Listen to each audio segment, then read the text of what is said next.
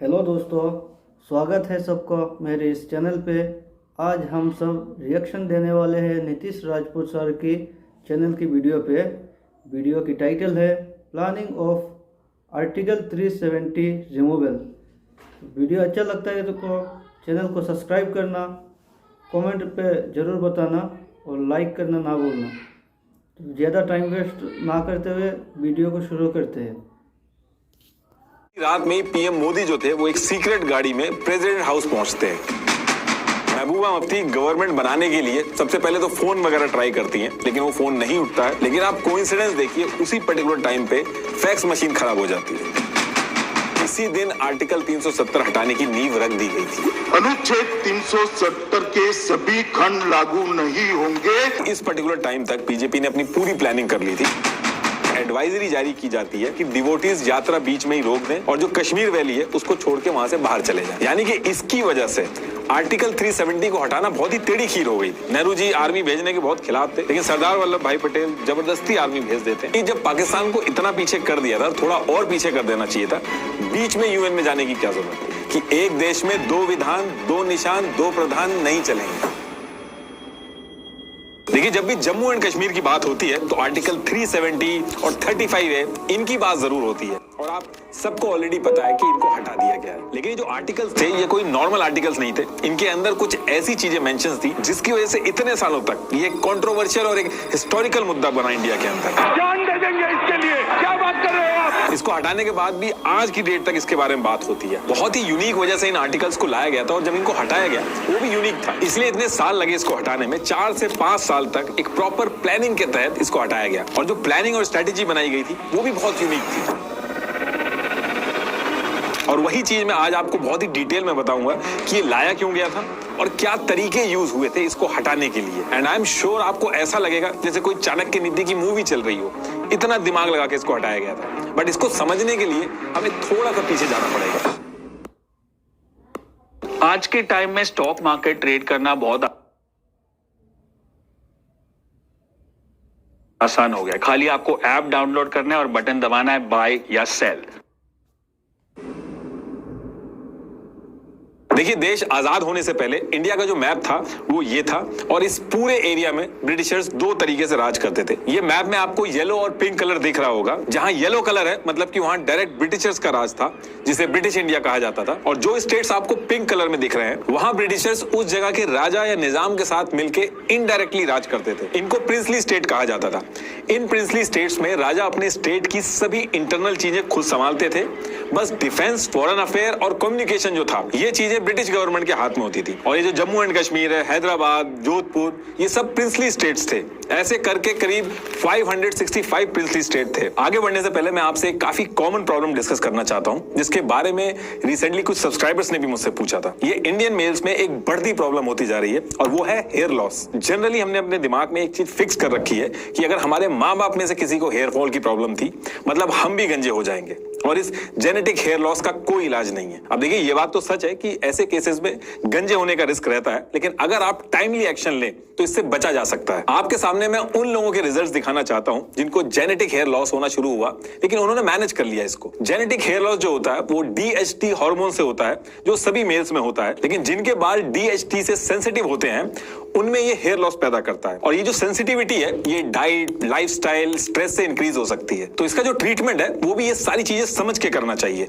जो ट्राया एकदम अच्छी तरीके से करता है। ट्राया का हेयर टेस्ट आपके हेयर लॉस का स्टेज, रीजन, टाइप आइडेंटिफाई करेगा और फिर आपको कस्टमाइज ट्रीटमेंट देगा। इनके बाकी 93% कस्टमर्स की तरह मैंने खुद इससे काफी इंप्रूवमेंट देखा है। आप भी ट्राया ऐप डाउनलोड करके फ्री हेयर टेस्ट लेकर अपना कस्टमाइज किट लीजिए और 5 से 6 महीने में रिजल्ट्स देखिए। मेरा कूपन कोड 20NR यूज करने पर आपको 20% डिस्काउंट भी मिल जाएगा। लिंक मैंने डिस्क्रिप्शन में दे दिया है।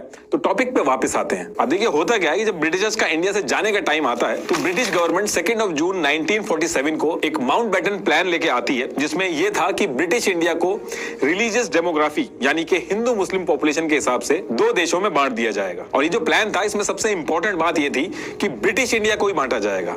ये जो प्रिंसली स्टेट्स थी ये इसमें इंक्लूडेड नहीं थी। इस प्लान में यह कहा गया था कि जो प्रिंसली स्टेट है उनकी मर्जी है, वो इंडिया के साथ रहना चाहे तो इंडिया के साथ रहें, पाकिस्तान के साथ रहना चाहे तो पाकिस्तान के साथ रहें, या फिर उनका अगर मन है कि वो इंडिपेंडेंट रहना चाहती है तो इंडिपेंडेंट रह सकती है। तो उस टाइम पे ऐसे एरिया वाइज पॉपुलेशन रहती थी। डार्क ग्रीन वाला जो एरिया आप देख रहे हैं, इसमें मुस्लिम पॉपुलेशन जो थी वो मेजोरिटी में थी। तो ये जो माउंटबेटन प्लान था, इसको 18 जुलाई 1947 को इंडिया इंडिपेंडेंस एक्ट 1947 के नाम से लागू करके बंटवारा शुरू कर दिया जाता है, जिसमें बंगाल के 2 हिस्से होते हैं। ईस्ट बंगाल जो था वो पाकिस्तान के पास गया, फिर पंजाब के 2 हिस्से होते हैं जिसमें वेस्ट पंजाब जो था वो पाकिस्तान के पास गया, सिंध और ये जो पूरा बलूचिस्तान प्रोविंस है ये पाकिस्तान के पास गया, और बाकी जो ब्रिटिश इंडिया का पार्ट था वो सारा का सारा इंडिया के पास गया। और फिर इसके बाद 14 अगस्त 1947 को पाकिस्तान और 15 अगस्त 1947 को इंडिया आजाद होता है। ये जो एरिया था इस तरीके से बांटा गया था। ये जो खाली पार्ट आपको दिख रहा है ये सारे प्रिंसली स्टेट थे, छोटे छोटे प्रिंसली स्टेट थे यहाँ पे। अब ये जो प्रिंसली स्टेट थे इनको इंडिया की तरफ से सरदार वल्लभ भाई पटेल और पाकिस्तान की तरफ से जिन्ना अपने अपने खेमे में जोड़ने के लिए ट्राई करना स्टार्ट करते हैं। पाकिस्तान के पास ये सारे प्रिंसली स्टेट्स आ जाते हैं और बाकी जितने बचते हैं वो इंडिया के पास आ जाते हैं। अब ये सारी चीजें जितनी आसानी से मैं बता रहा हूँ कि ये ऐसे डिवाइड हो गए थे, इतनी आसानी से नहीं हुए थे।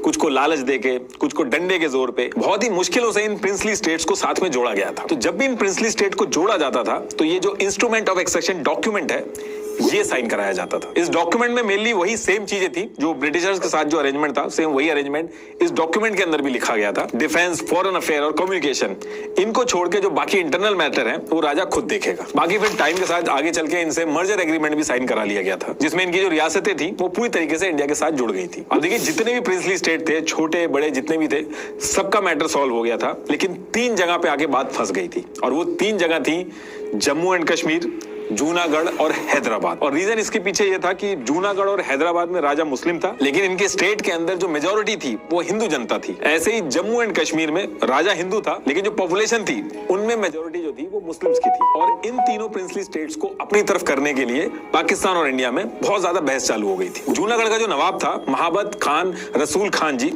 इन्होंने क्या किया था, इन्होंने अपने स्टेट के अंदर जो दीवान रखा था वो शाह नवाज भुट्टो, इसको बनाया था।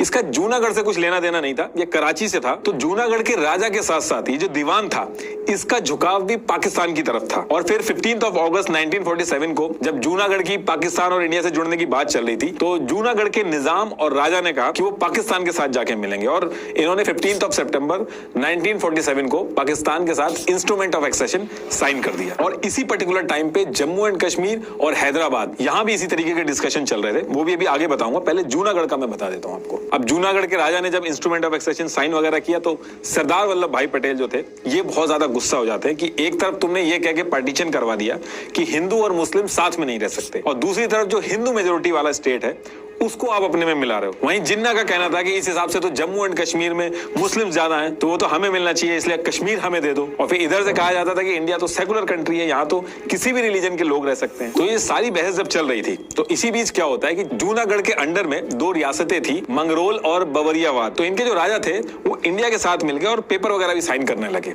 और इसके बाद इंडिया ने आर्मी भेज के जूनागढ़ को चारों तरफ से घेर लिया था।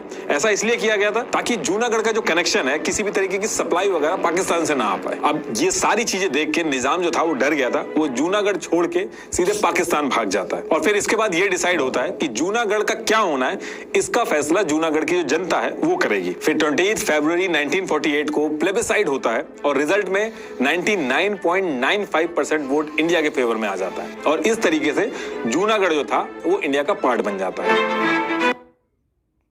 If you feel that you can never speak English fluently, I want to show you something.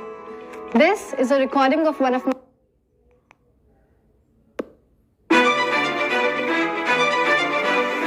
ये स्टोरी जो जूनागढ़ की है ये अभी आपको इररिलेवेंट लग रही होगी, लेकिन अभी आगे जब मैं जम्मू एंड कश्मीर की बात करूंगा तब आपको थोड़ा सा इसका रिलेवेंस समझ में आएगा। और अब बात करते हैं हैदराबाद की। इसी टाइम पे हैदराबाद में भी इशू चल रहे थे, तीनों ये स्टेट है सेम टाइम पे इशू चल रहे थे। अब हैदराबाद में पॉपुलेशन हिंदू मेजोरिटी में थी, लेकिन निजाम मीर उस्मान अली खान का जो मन था वो ये था कि वो इंडिपेंडेंट रहे, और अगर मजबूरी में किसी कंट्री के साथ मिलना भी है तो पाकिस्तान से मिले। लेकिन हैदराबाद को अगर आप देखोगे तो वो इंडिया के बीचों बीच है, तो ये चीज पॉसिबल नहीं थी, और इंडिया के लिए भी बहुत बड़ा थ्रेट हो जाता कि बीच में ऐसे कोई जगह होती जो पाकिस्तान बनी हुई होती। तो इंडिया की तरफ से बैक टू बैक बातचीत स्टार्ट होना शुरू होती है और काफी प्रेशर डेवलप होता है। तो निजाम क्या करता है कि वो 1 साल का टाइम मांगता है और स्टैंड स्टिल एग्रीमेंट जो होता है वो साइन कर लेता है। इसमें वो कहता है कि 1 साल तक वो जैसी सिचुएशन है वैसी रहेगी और उसके 1 साल के बाद हम लोग डिसाइड करेंगे कि हैदराबाद और इंडिया का कैसा रिलेशन रहेगा। और इंडिया इस पर्टिकुलर टाइम में बड़ी आसानी से ये चीज मान जाता है क्योंकि जम्मू एंड कश्मीर में भी इंडिया फंसा हुआ था, तो वो पहले वहां डील कर रहा था। लेकिन हैदराबाद का जो निजाम था उसने इस 1 साल के अंदर पहले तो पाकिस्तान के साथ मिलकर स्ट्रेटेजी बनाना स्टार्ट किया,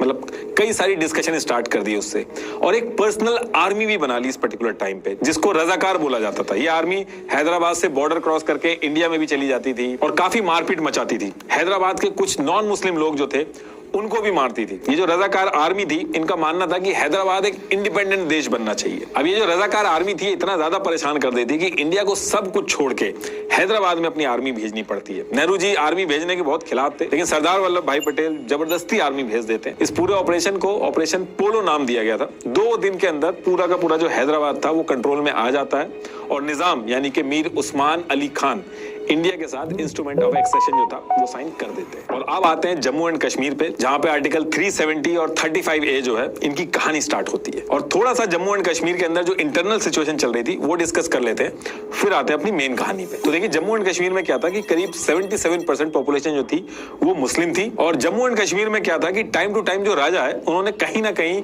अपनी जनता के बीच में भेदभाव रखा। जब मुस्लिम राजा आया तो उसने हिंदुओं को दबा के रखा, और जब हिंदू राजा आए तो उन्होंने मुस्लिमों को दबा के रखा। तो जम्मू एंड कश्मीर में जो राजा हरि सिंह थे उनके ऊपर भी ऐसे आरोप लगते थे कि वो हिंदुओं को फेवर करते हैं। एक स्टेट सब्जेक्ट लॉ 1927 बनाया था राजा हरि सिंह ने, जिसमें एलिगेशन थे इनके ऊपर कि ये हिंदुओं को गवर्नमेंट जॉब में प्रायोरिटी देते हैं। तो इन सारी चीजों को लेके जम्मू कश्मीर के अंदर जो मुस्लिम्स थे वो प्रोटेस्ट वगैरह टाइम टू टाइम करते रहते थे। और सबसे बड़ा जो प्रोटेस्ट हुआ था वो ईयर 1931 में हुआ था। और इसी टाइम पे एक आदमी था शेख अब्दुल्ला वहां पे, जो अभी फारूक अब्दुल्ला उनके फादर, तो ये राजा के खिलाफ आवाज उठाना शुरू कर देते हैं कि राजा को हटाओ और डेमोक्रेसी लेके आओ। तो इस पर्टिकुलर टाइम पे ये चल रहा था कि इंडिया के अंदर ब्रिटिशर से नेहरू जी जो थे वो लड़ाई कर रहे थे, और सेम टाइम पे शेख अब्दुल्ला जो था वो कश्मीर के अंदर राजा के खिलाफ मुहिम चला रहा था, लड़ाई कर रहा था। और अपनी बात आगे रखने के लिए शेख अब्दुल्ला ने all Jammu and Kashmir Muslim conference नाम से एक पार्टी बनाई थी, जो आगे चल के सेकुलर दिखाना था उनको, तो उसका नाम चेंज करके नेशनल कॉन्फ्रेंस रख दिया गया था। और ये जो पॉलिटिकल पार्टी है ये अभी भी है।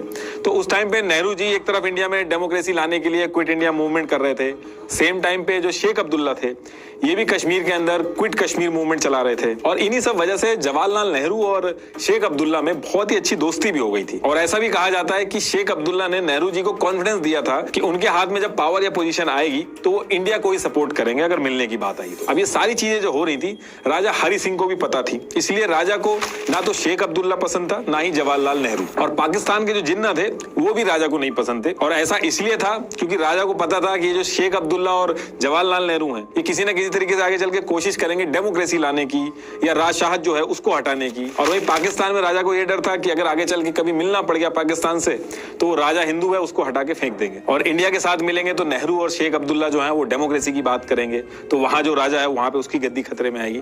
तो कुल मिलाकर राजा को अपनी गद्दी बहुत प्यारी थी, इसलिए उसने कहा कि उसको इंडिपेंडेंट रहना है, उसको किसी से नहीं मिलना है। तो इसीलिए जब इंडिया और पाकिस्तान आजाद हुए तो राजा ने कहा कि ना तो उसको इंडिया से मिलना है ना पाकिस्तान से मिलना है, वो कोई इंस्ट्रूमेंट ऑफ एक्सेशन जो है उसको साइन नहीं करेगा।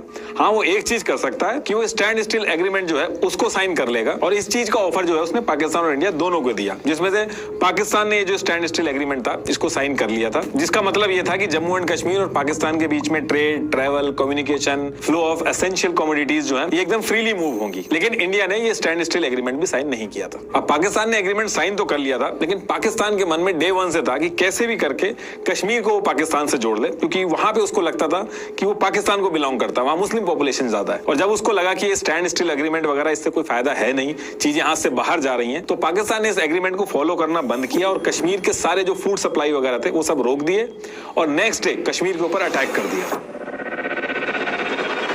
लेकिन अटैक करने के लिए पाकिस्तान ने अपनी मिलिट्री नहीं भेजी, इसकी बजाय अनऑफिशियली एक पश्तून ट्राइब थी वहां की, उसको लड़ने के लिए भेजा ताकि पाकिस्तान के ऊपर ब्लेम ना आए। पाकिस्तान ने इस साइड से अटैक करना स्टार्ट किया और कुछ ही दिनों में पाकिस्तान के लड़ाके यहां तक यानी कि श्रीनगर के बहुत करीब पहुंच गए थे। और कश्मीर के अंदर पहुंच के जो लड़ाके थे इन्होंने बहुत ज्यादा मारकाट मचाई, क्या हिंदू क्या मुस्लिम किसी को नहीं छोड़ा। अब इसके बाद ये लोग राजा हरि सिंह के एरिया में भी एंटर करने वाले थे और राजा को समझ में आ गया था कि अब जम्मू एंड कश्मीर भी जाएगा हाथ से और उसकी जान भी खतरे में है।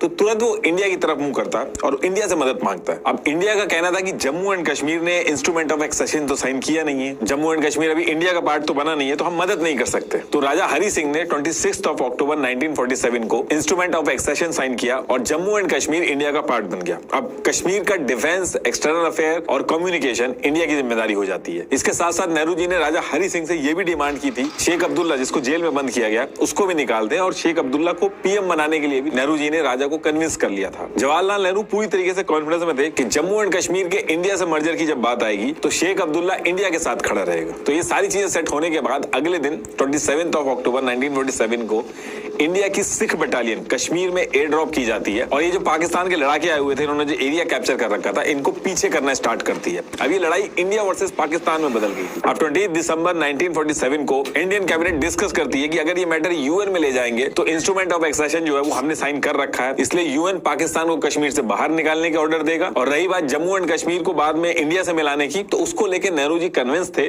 कि फैसला इंडिया के हक में जाएगा। और अगर प्लेबिसाइड की भी नौबत आती है तो जम्मू और लद्दाख की जो पॉपुलेशन है वो इंडिया के फेवर में, और कश्मीर में मैटर अगर फंसेगा तो शेख अब्दुल्ला जो है वो इंडिया के फेवर में है, वो लोगों को कन्विंस कर लेगा इंडिया के साथ जुड़ने के लिए। तो ये सारी चीजें सोच के 21 अप्रैल 1948 को यूएन में पहुंचते हैं लोग। लेकिन उस टाइम पे यूएन के अंदर यूएसए का बहुत इंफ्लुएंस था और यूएसए पाकिस्तान के फेवर में था उस पर्टिकुलर टाइम पे। अब फिर इसके कुछ टाइम बाद यूएन का रेजोल्यूशन आता है जिसमें सबसे पहली चीज तो ये मेंशन थी कि जो जहां पे है वहीं पे वॉर को रोक दे, और 1 जनवरी 1949 को इंडिया पाकिस्तान जहां पे थे वहीं पे रुक गए और उसी जगह को एलओसी, लाइन ऑफ कंट्रोल, बना दिया गया। दूसरी चीज यूएन ने कही कि जम्मू एंड कश्मीर में क्या होगा इसका फैसला जम्मू एंड कश्मीर की जनता करेगी। तो सबसे पहले तो पाकिस्तान जम्मू एंड कश्मीर से अपनी जितनी भी फोर्सेज हैं उनको बाहर निकालेगा, फिर इंडिया अपनी फोर्सेज को बाहर निकालेगी, उसके बाद जम्मू एंड कश्मीर में प्लेबिसाइड होगा जो कि जम्मू एंड कश्मीर का एडमिनिस्ट्रेशन करवाएगा, फिर डिसाइड होगा कि जम्मू एंड कश्मीर किस देश में जाके मिलेगा। अब इस पर्टिकुलर चीज के लिए नेहरू जी को बहुत ज्यादा क्रिटिसाइज किया जाता है कि राजा हरि सिंह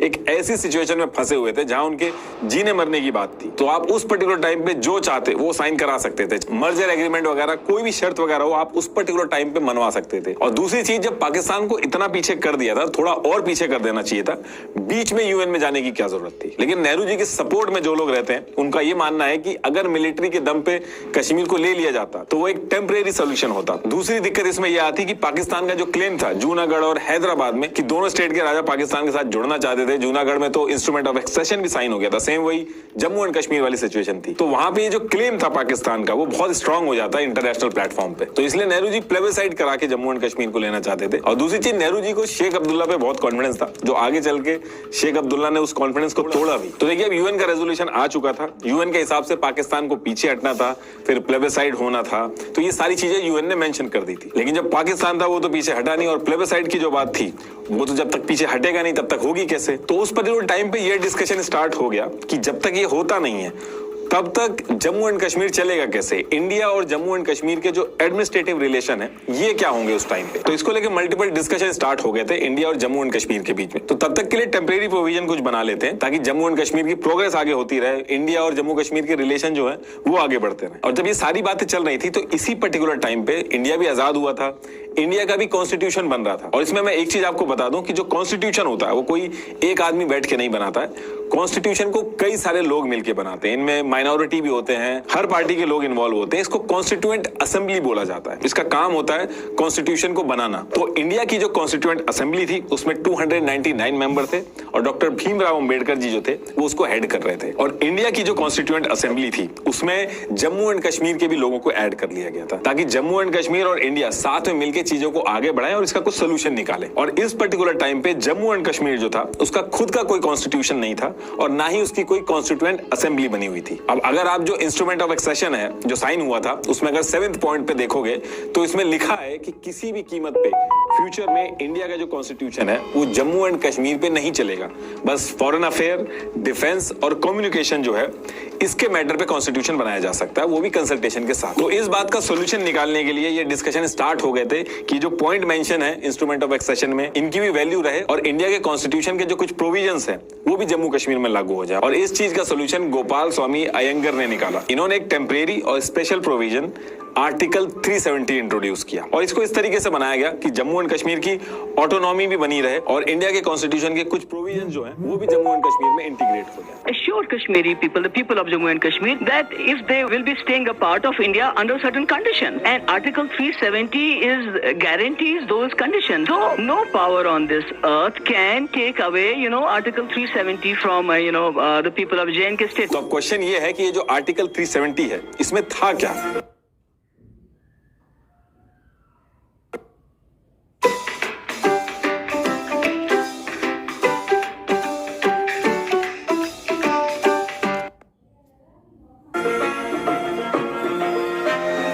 तो देखिए, पहली चीज आर्टिकल 370 में ये थी कि इंडियन कॉन्स्टिट्यूशन के सिर्फ दो ही आर्टिकल जम्मू एंड कश्मीर पे लागू होंगे, एक आर्टिकल 1 और दूसरा आर्टिकल 370।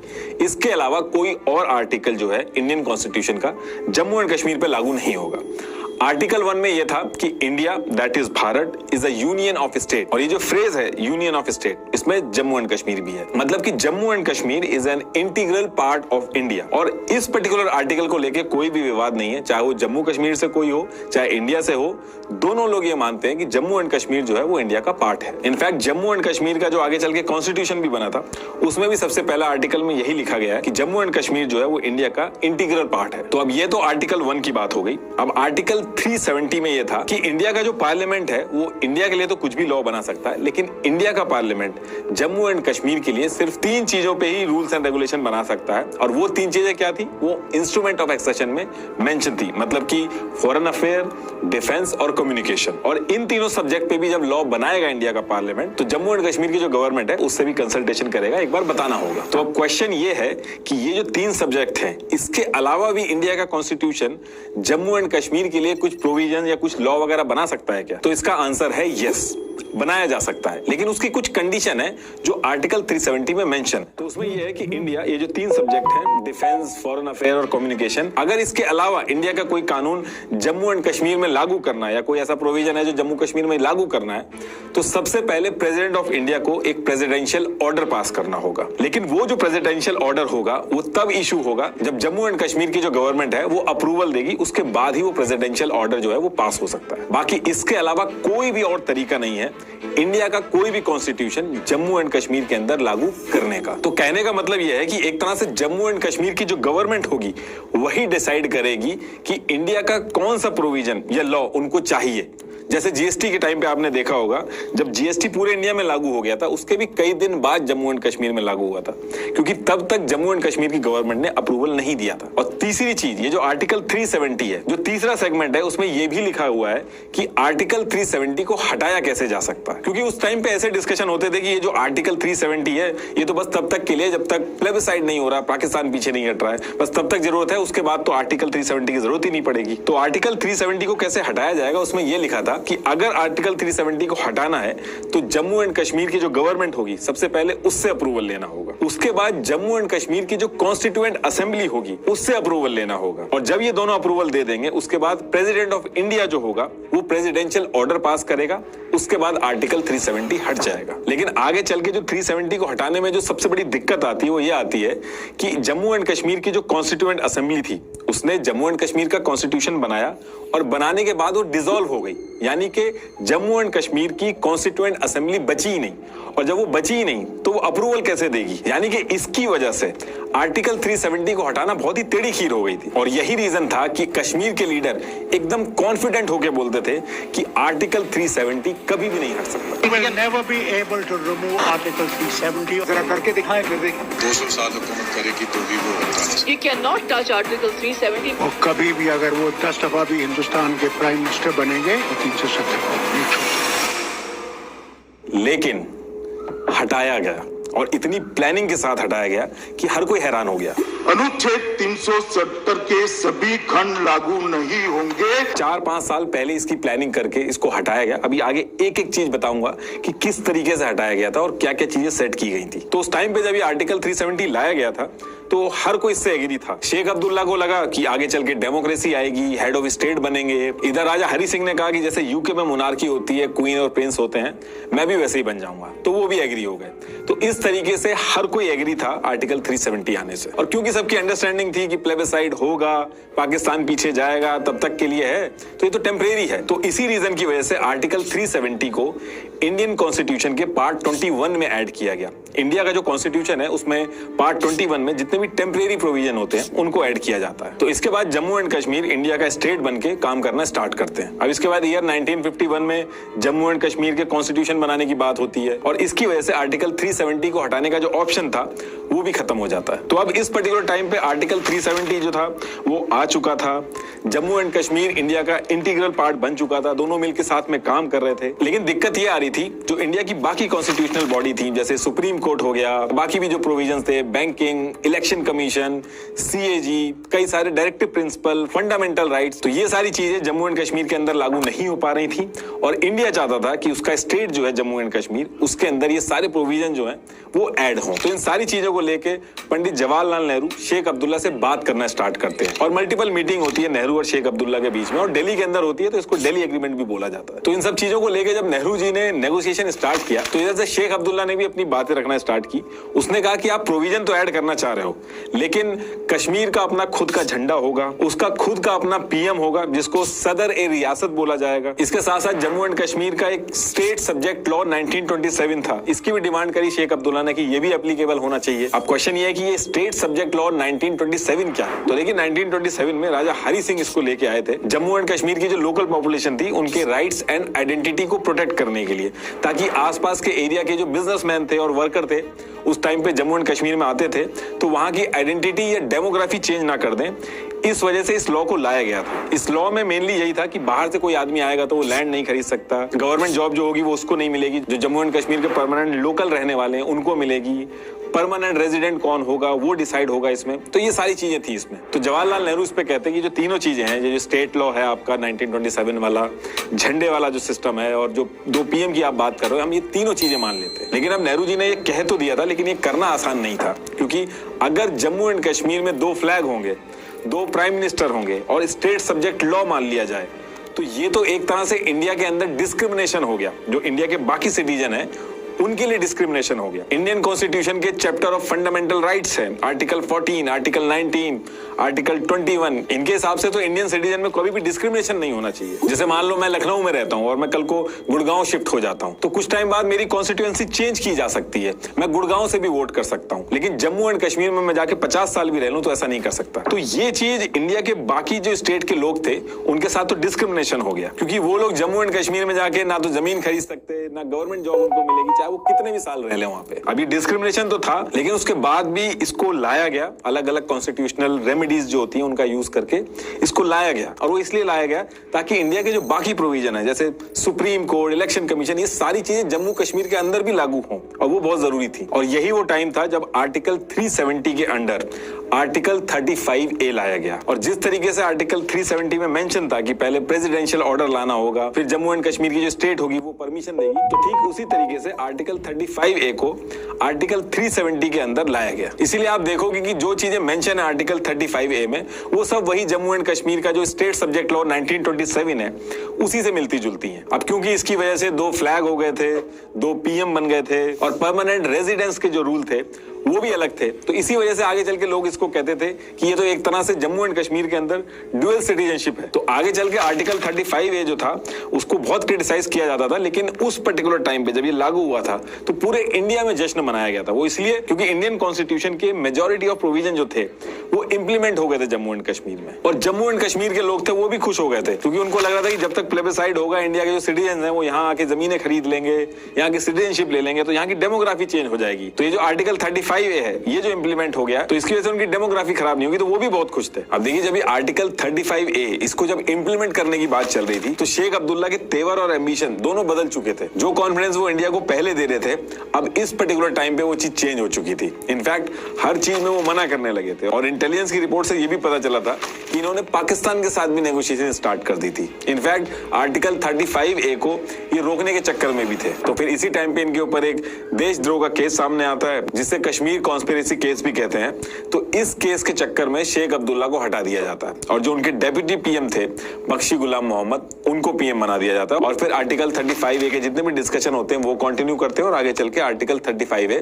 इंप्लीमेंट हो जाता है। उस टाइम पे यानी कि ईयर 1954 में हमारे जो प्रेसिडेंट थे वो राजेंद्र प्रसाद थे, तो उन्होंने प्रेसिडेंशियल ऑर्डर 1954 पास किया जिसको जम्मू एंड कश्मीर की गवर्नमेंट ने अप्रूव किया और फिर आर्टिकल 35A को आर्टिकल 3070 के अंदर में ऐड कर दिया गया। ये जो 1954 का प्रेसिडेंशियल ऑर्डर है, इसी के थ्रू जितने भी कॉन्स्टिट्यूशन थे जम्मू कश्मीर के अंदर ये डाले गए थे। इनफैक्ट 2019 से पहले अमेंडमेंट कर करके बहुत सारे अमेंडमेंट किए गए थे और इंडियन कॉन्स्टिट्यूशन के जितने भी प्रोविजन वगैरह थे जैसे कि banking, finance, CAG, election commission वगैरह, हर चीज इसी 1954 प्रेसिडेंशियल ऑर्डर में अमेंडमेंट कर करके डाले गए थे। जैसे जो पीएम की पोस्ट थी जम्मू एंड कश्मीर के अंदर, इसी प्रेसिडेंशियल ऑर्डर 1954 को अमेंड करके उसको चेंज करके सीएम कर दिया गया था। पीएम की जगह अब सीएम होने लगे थे। तो ये जो प्रेसिडेंशियल ऑर्डर 1954 है ये बहुत ही इंपॉर्टेंट था। 97 आइटम्स जो इंडियन कॉन्स्टिट्यूशन की यूनियन लिस्ट में मेंशन थे उसमें से 94 आइटम जम्मू एंड कश्मीर में ऐड किए गए इसी प्रेसिडेंशियल ऑर्डर को अमेंड कर करके। इसलिए आप देखोगे जब बहस वगैरह भी होती है जो इंडिया के अगेंस्ट में रहते हैं तो वो कहते हैं कि दिल्ली एग्रीमेंट और प्रेसिडेंशियल ऑर्डर 1954 से पहले की बात करो, उसके बाद की बात मत करो। तो ऐसे ही धीरे धीरे करके सारी चीजें की गई। आगे चल के इंडिया के अंदर राजशाही जो थी उसको खत्म किया गया। इंडिया चाइना वॉर हुई, इंडिया पाकिस्तान की वॉर हुई, पाकिस्तान की तरफ से इंसर्जेंसी भी काफी हुई जम्मू एंड कश्मीर के अंदर, क्योंकि वॉर में पाकिस्तान हार रहा था तो उसने कश्मीर में इंसर्जेंसी करके कश्मीर के अंदर जो प्रॉक्सी वॉर वगैरह होती है उसका सहारा लिया, जिसकी वजह से मल्टीपल ऐसे इवेंट हुए, 40,000 से ज्यादा लोगों की जान गई और हजारों इंडियन आर्मी के जवान शहीद हुए। तो इस पूरे टाइम पे कश्मीर में क्या क्या इवेंट हुए, कितना अनरेस्ट था, वो आपको ऑलरेडी पता है। तो ये जो सारे इवेंट हुए, इसके बाद जम्मू एंड कश्मीर रीजन की जो डेमोग्राफी थी वो भी चेंज हुई। और वो कैसे हुई एक बार जल्दी से वो भी दिखा देता हूँ आपको। उसके बाद डायरेक्ट आर्टिकल 370 कैसे हटा उसकी बात करें। ये लाइन है, ये जम्मू से शुरू होती है NJ 9842 तक। यही लाइन LOC है जहां पे लड़ाई रुकी थी। इसके बाद कई सालों बाद इंडिया को पता चलता है कि पाकिस्तान इस एरिया को लेने का प्लान कर रहा है, तो इंडिया सियाचिन ग्लेशियर जो था उसके अंदर भी अपनी आर्मी बैठा देती है, जिससे NJ 9842 से बढ़ के LOC जो है वो यहां तक हो गई। इस पॉइंट को इंदिरा कोल कहा जाता है। फिर आगे चल के आपको पता है कि चाइना ने हमसे ये पार्ट ले लिया। ये पाकिस्तान ऑक्यूपाइड कश्मीर है, ये 3 पार्ट में चल रहा है। ये पार्ट जिसको सक्शाम वैली बोलते हैं, तो ये पार्ट तो पाकिस्तान ने चाइना को दे दिया। बाकी जो एरिया है उसको पाकिस्तान ने 2 पार्ट में डिवाइड कर दिया। एक गिलगिट बाल्टिस्तान जिसको पाकिस्तान खुद चला रहा है, और दूसरा ये मीरपुर मुजफ्फराबाद वाला एरिया जिसको पाकिस्तान आजाद कश्मीर के नाम से बुलाता है। इसको पाकिस्तान एक इंडिपेंडेंट स्टेट कहता है। यहाँ पे इन्होंने एक अलग से प्रेसिडेंट, पीएम ये सब अपॉइंट कर दिए, हालांकि चलाता इसको पाकिस्तान ही है। और अब बात करते हैं कि जो आर्टिकल 370 है ये हटा कैसे। तो देखिए होता क्या है कि सेम टाइम पे बीजेपी जो पॉलिटिकल पार्टी है वो बहुत तेजी से ऊपर आ रही थी और बीजेपी के जो नेता थे वो आर्टिकल 370 और नेहरू जी ने जिस तरीके से इस पूरी सिचुएशन को डील किया था इससे बहुत गुस्सा थी। इनफैक्ट बीजेपी ने आगे चल के अपने मैनिफेस्टो में भी डाल रखा था कि हमारी सरकार बनेगी तो हम आर्टिकल 370 को हटा देंगे। उस टाइम पे मोदी जी ऐसे धरना देते थे, लाल चौक में फैसला हो जाएगा किसने अपनी मां का दूध पिया। और आपने नारे भी सुने होंगे बीजेपी के नेताओं के मुंह से कि एक देश में 2 विधान 2 निशान 2 प्रधान नहीं चलेंगे। एक देश में 2 विधान 2 प्रधान और 2 निशान नहीं चलेंगे तो वह नहीं ही चलेंगे। लेकिन हो ये रहा था कि बीजेपी जम्मू एंड कश्मीर के अंदर चुनाव तो लड़ रही थी लेकिन उतनी सीट्स नहीं मिल रही थी। और फिर इसके बाद ईयर आता है 2014 और फिर 25 नवंबर 2014 से 20 दिसंबर 2014 तक जम्मू एंड कश्मीर में इलेक्शन होते हैं और बीजेपी पूरी जान लगा के इलेक्शन लड़ती है। और इस बार जब रिजल्ट आता है तो हर कोई शॉक था। बीजेपी जिसको ज्यादा सीटें नहीं मिलती थी जम्मू एंड कश्मीर में, उसको 25 सीटें मिली, जो कि पीडीपी से 3 सीटें पीछे थी। पीडीपी को 28 सीट मिली थी। और इस इलेक्शन में बीजेपी ने जो नंबर अचीव किया था उसकी वजह से सिचुएशन ऐसी बन रही थी कि बीजेपी के सपोर्ट के बिना जम्मू एंड कश्मीर में गवर्नमेंट बनाना मुश्किल हो रहा था, क्योंकि बाकी जितनी पार्टी थी उनमें भी लड़ाई थी। तो फिर यहां से बीजेपी ने क्या किया, पीडीपी जो कि आइडियोलॉजिकली बिल्कुल अपोजिट है बीजेपी से, उससे बात करना स्टार्ट किया। और अचानक से पता चलता है कि 25 फरवरी 2015 को अमित शाह और महबूबा मुफ्ती प्रेस कॉन्फ्रेंस कर देते हैं और फिर 1 मार्च 2015 को दोनों मिलके जम्मू एंड कश्मीर में सरकार बना लेते हैं। ये पहली बार था जब बीजेपी ने पीडीपी का सपोर्ट किया था। और ये जो डेट है 1 मार्च 2015, ऐसा माना जाता है कि इसी दिन आर्टिकल 370 हटाने की नींव रख दी गई थी। जो डिमांड थी पीडीपी की, बीजेपी ने सारी की सारी मान ली थी। मुफ्ती मोहम्मद सईद को सीएम बनाना था, बीजेपी मान गई। और बीजेपी के निर्मल कुमार कुमार सिंह जो थे उनको डेप्यूटी सीएम बना दिया गया था और बीजेपी इसमें कोई इंटरफेरेंस नहीं करती है, वो चुपचाप मान जाती है। अब इसके 1-2 साल तक ये लोग सरकार चलाते हैं, उसके बाद डेट आती है 19 जून 2018 और ऐसा माना जाता है कि इस पर्टिकुलर टाइम तक बीजेपी ने अपनी पूरी प्लानिंग कर ली थी। हालांकि ये एक अजम्पशन है, इसका कोई प्रूफ नहीं है, लेकिन ऐसा कहा जाता है। तो अब होता क्या है कि 19 जून 2018 को अचानक से बीजेपी ने सपोर्ट वापस ले लिया पीडीपी से। तो अब सपोर्ट वापस ले लिया तो इसका क्या मतलब हुआ? तो इसका मतलब ये हुआ कि टेक्निकली उस पर्टिकुलर टाइम पे जम्मू एंड कश्मीर में कोई भी गवर्नमेंट नहीं बची थी और जम्मू एंड कश्मीर के कॉन्स्टिट्यूशन के आर्टिकल 92 के हिसाब से जब ऐसी सिचुएशन होगी, मतलब कि जम्मू एंड कश्मीर में गवर्नमेंट का ब्रेकडाउन होगा या कोई कॉन्स्टिट्यूशनल ब्रेकडाउन होगा, तो डायरेक्ट प्रेसिडेंट रूल नहीं लगेगा। उसकी बजाय शुरू के जो 6 मंथ होंगे उसमें जम्मू एंड कश्मीर का जो गवर्नर होगा वो चलाएगा जम्मू एंड कश्मीर को। अब इसके बाद क्या होता है कि 23 अगस्त 2018 को सत्यपाल मलिक को गवर्नर बना के जम्मू एंड कश्मीर के अंदर भेजा जाता है और ऐसा कहा जाता है कि इस पर्टिकुलर टाइम पे इनके ऊपर जो इंडियन गवर्नमेंट थी उनको बहुत कॉन्फिडेंस था कि बहुत सही से उस चीज को हैंडल करेंगे। सत्यपाल मलिक 2012 में ये बीजेपी के नेशनल वाइस प्रेसिडेंट भी बन चुके थे, तो इनके ऊपर बीजेपी को कॉन्फिडेंस बहुत था। तो इसके बाद जम्मू एंड कश्मीर में सिचुएशन ये थी कि गवर्नमेंट कोई थी नहीं और गवर्नर जो था वो ये सारी चीजें डील कर रहा था। लेकिन सत्यपाल मलिक जी के जम्मू एंड कश्मीर के अंदर आके गवर्नर बन जाने से काम पूरा नहीं होना था। असली गेम शुरू होना था 6 महीने बाद जब प्रेसिडेंट रूल लगेगा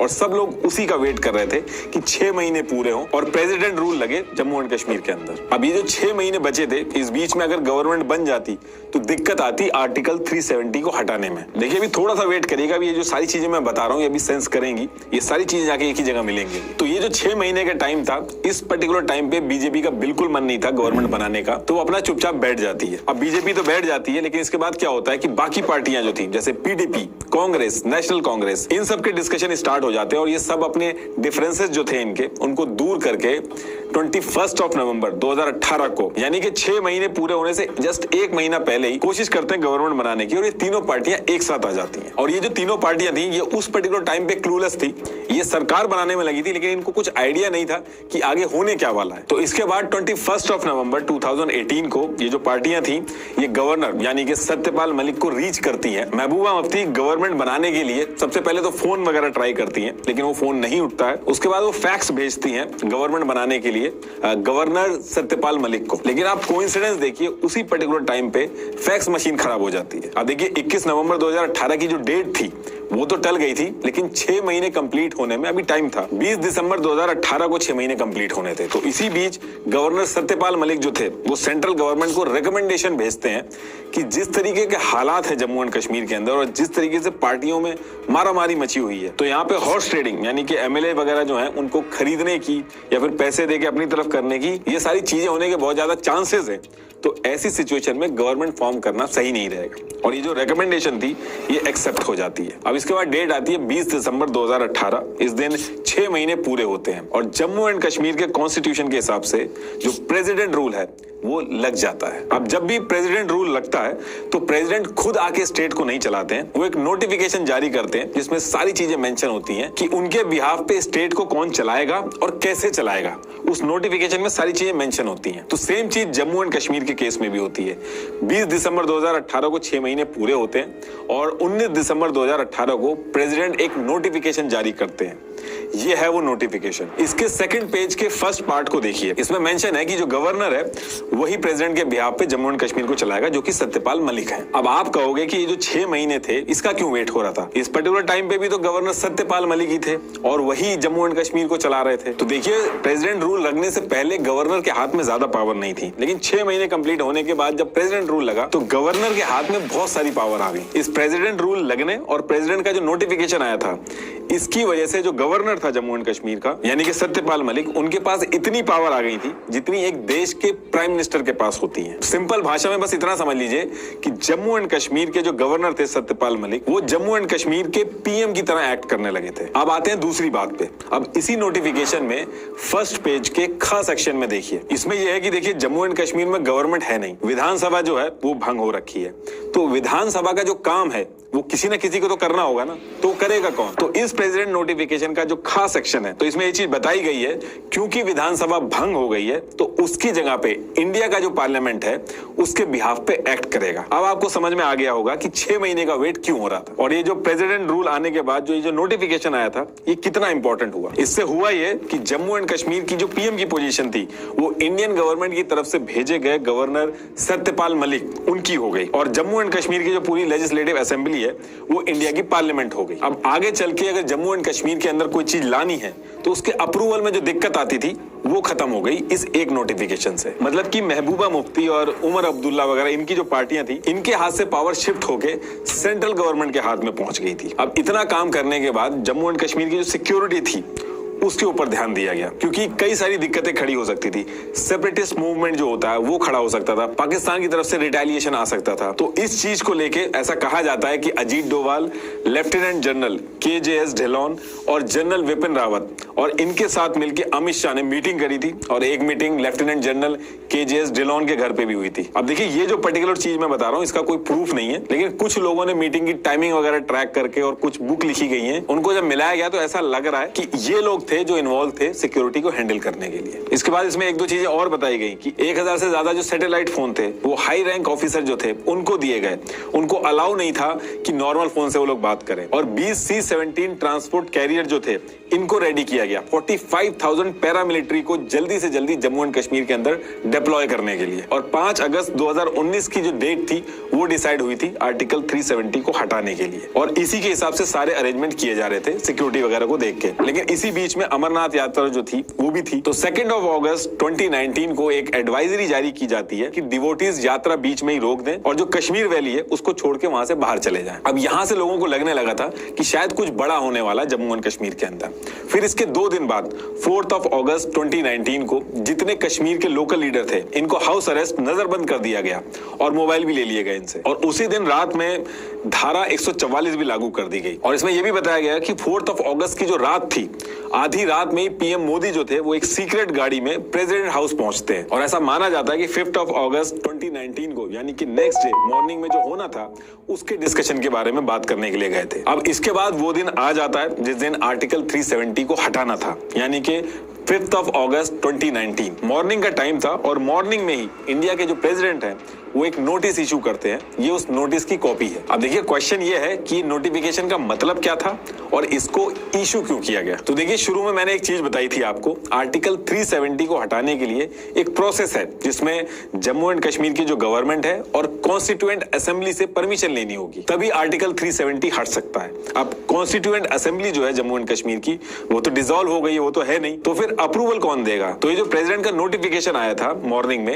ये उसी चीज का सोल्यूशन था। इसके अंदर इस नोटिफिकेशन की पहली लाइन पढ़िए, हमने जम्मू एंड कश्मीर की गवर्नमेंट से परमिशन ले ली है यानी कि सत्यपाल मलिक से परमिशन ले ली है। बाकी नीचे जो इसमें पूरा लिखा गया है इसमें सिंपल सा मतलब ये है कि आज से जम्मू एंड कश्मीर की जो लेजिस्लेटिव असेंबली है उसको ही कॉन्स्टिट्यूएंट असेंबली बोला जाएगा। ये देखिए 2D जो है ये इसमें लिखा है। तो अब क्वेश्चन ये है कि क्या ऐसा पॉसिबल है, लीगली ऐसा पॉसिबल है कि किसी भी चीज का नाम चेंज करके उसका कुछ और नाम कर दो। तो देखिए हमारे कॉन्स्टिट्यूशन के आर्टिकल 367 में ऐसे अमेंडमेंट होते हैं और ये चीज की जा सकती है। इसके साथ साथ फर्स्ट पॉइंट का पहला और दूसरा पार्ट देखिए, ये कह रहा है कि ये जो प्रेसिडेंट ऑर्डर 1954 था जिसको अमेंड कर करके जम्मू एंड कश्मीर में प्रोविजन वगैरह ऐड किए गए, इसको पूरी तरीके से हटा के उसकी जगह ये नया प्रेसिडेंट ऑर्डर 2019 है ये लागू होगा। इसमें यह है कि जो भी इंडिया का कानून होगा वो as it is Jammu and Kashmir पे लागू हो जाएगा बिना किसी एक्सेप्शन के। तो मॉर्निंग में जैसे ये नोटिफिकेशन आया इसके आते ही आर्टिकल 35A वगैरह सब राइट अवे खत्म हो गए। अब इसके थोड़ी देर बाद अमित शाह राज्यसभा पहुंचते हैं, लेकिन अमित शाह जब राज्यसभा के अंदर घुस रहे थे तो एक रिपोर्टर ने इनकी फोटोग्राफ ले ली थी एक डॉक्यूमेंट के साथ। ये वो पिक थी, इसको आप जूम करोगे तो ये फोटो है।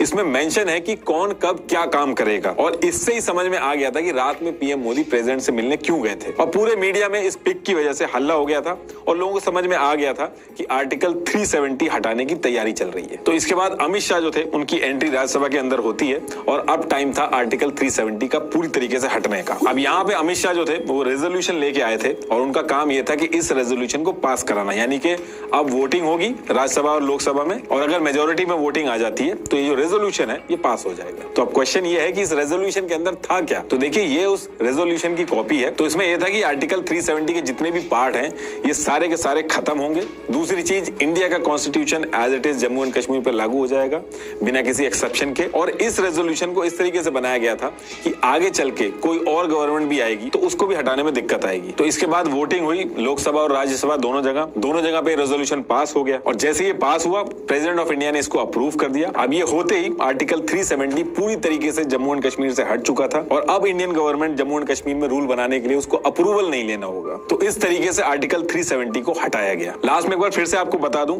ट्राया ऐप डाउनलोड करके अपना फ्री हेयर टेस्ट लेकर अपना कस्टमाइज किट लीजिए और 5 से 6 महीने में रिजल्ट्स देखिए। लिंक मैंने डिस्क्रिप्शन में दे दिया है। Thank you.